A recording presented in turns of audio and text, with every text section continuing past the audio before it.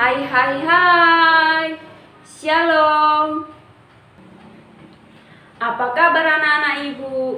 Ibu harap semua baik-baik aja ya. Tetap semangat dan salam sehat.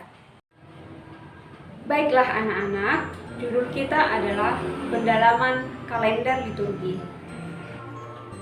Sebenarnya kalender liturgi ini memiliki materi dan pembahasan yang sangat luas. Namun, dalam video kali ini, Ibu hanya akan memberikan gambaran singkat tentang pendalaman kalender liturgi. Ibu akan memfokuskan pada bacaan harian yang terdapat dalam kalender liturgi. Kenapa begitu? Karena selama ini yang Ibu perhatikan, kita umat Katolik, khususnya anak-anak Ibu sekalian, kurang memiliki minat untuk membaca kitab suci. Padahal gereja sudah menyediakan bacaan kitab suci setiap hari. Karena sebenarnya kalau kita mengikuti bacaan harian yang terdapat dalam kalender liturgi, berarti kita sudah mengikuti perjalanan Yesus dari awal sampai akhir. Dan dalam 3 tahun, kita sudah membaca isi seluruh kitab suci. Anak-anak ibu sekalian, kalau begitu, mari kita lihat gambaran singkat tentang kalender liturgi. Apa itu kalender liturgi? Kalender liturgi memiliki arti: 1. Karya keselamatan Kristus diperingati oleh Gereja Katolik dalam perayaan-perayaan suci sepanjang tahun. Yang kedua, sekali sepekan, yaitu pada hari Minggu, gereja mengenangkan kebangkitan Tuhan Yesus Kristus. Kebangkitan Tuhan itu sendiri dirayakan sekali setahun melalui peristiwa sengsaranya yang menyelamatkan, yaitu perayaan Paskah. Tahun liturgi dimulai pada hari raya Minggu Advent pertama dan diakhiri dengan minggu biasa yang ke-34. Tahun liturgi ini dijabarkan dalam 3 bagian besar. Yang pertama, masa kalender liturgi. Yang kedua, bacaan harian. Dan yang ketiga, warna liturgi. Masa kalender liturgi terdiri dari masa Natal, masa Paskah, dan masa biasa. Masa Natal diawali dengan masa penantian kedatangan Tuhan yang disebut dengan masa Advent. Masa Advent terdiri dari 4 minggu.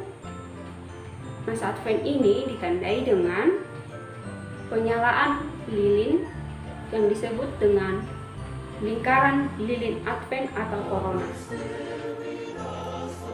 Dalam masa Paskah, gereja mengenang perjamuan Tuhan pada Kamis Putih, sengsara dan wafat Yesus pada Jumat Agung, dan kebangkitan Yesus pada hari Minggu yang disebut dengan Tri Hari Suci.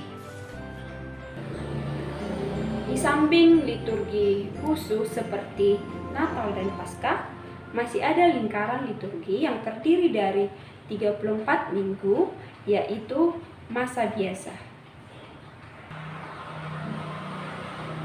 Yang kedua, bacaan liturgi.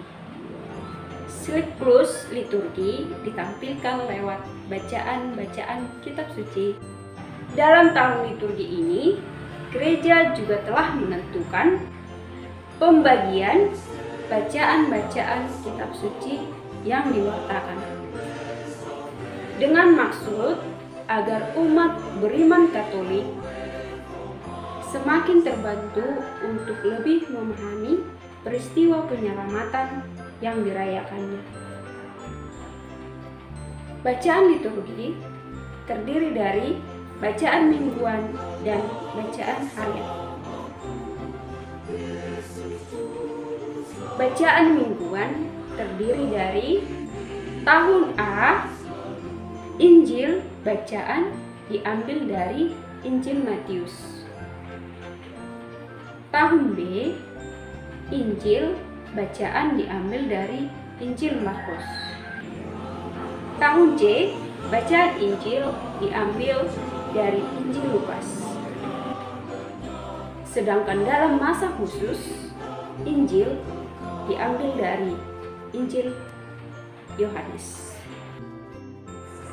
Gereja Katolik merayakan liturgi berdasarkan pada warna liturgis yang berlaku pada saat-saat tertentu, yaitu putih dikenakan untuk masa Paskah dan Natal, pesta dan peringatan Tuhan Yesus, kecuali saat Jumat Agung, Santa Perawan Maria, para malaikat, para kudus, atau bukan markir, Hari Raya Semua Orang Kudus, Yohanes Pembaptis, tahta Rasul Petrus, dan bertobatnya Rasul Paulus. Warna liturgi merah dikenakan pada hari Minggu Palma dan Jumat Agung, Hari Raya Pentakosta, para rasul, para pengarang Injil, dan para martir. Warna liturgi hijau dikenakan dalam masa biasa sepanjang tahun. Warna liturgi ungu dikenakan dalam masa Advent, Prapaskah, ibadat atau misa arwah. Anak-anak ibu sekalian, dari awal video tadi kita memfokuskan pendalaman liturgi ini pada bacaan liturgi, yaitu bacaan harian. Di sini ibu sudah menyediakan daftar bacaan harian di bulan Agustus dan di minggu pertama bulan September. Baca dan tulislah 1 ayat emas kitab suci setiap hari berdasarkan bacaan harian. Demikian video ini.